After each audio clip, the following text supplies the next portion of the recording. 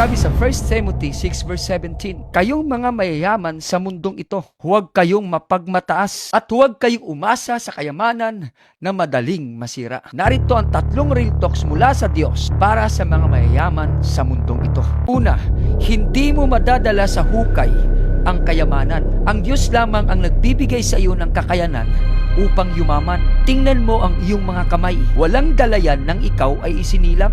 Gayun din ang iyong paglisan. Ang yaman ay hindi nasusukat ng iyong kahusayan, kundi ito ay isang pananagutan mula sa Diyos. Pangalawa, huwag kang magtiwala sa kayamanan mo. Kapag mayaman ka, inilalagay mo ang iyong seguridad sa iyong bank account at sa iyong mga ari-arian. Kaya kapag ang pera ang naging Diyos mo, mabubuhay ka sa takot at pagkabalisa. Tandaan, ang Diyos lamang ang hindi nagbabago at hindi nawawala. At pangatlo, huwag mong suluhin ang iyong kayamanan. Ibahagi mo sa iba.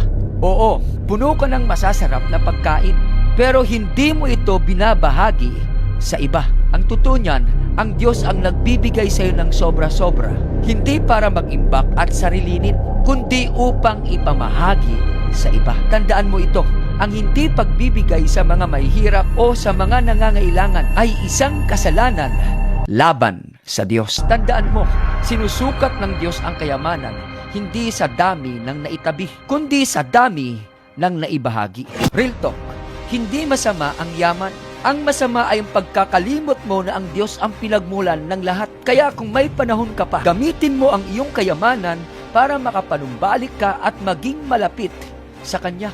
Dahil ang tunay na karunungan at kayamanan ay ang pagkakaroon ng relasyon sa Kanya. See you in my next video. God bless, kapatid.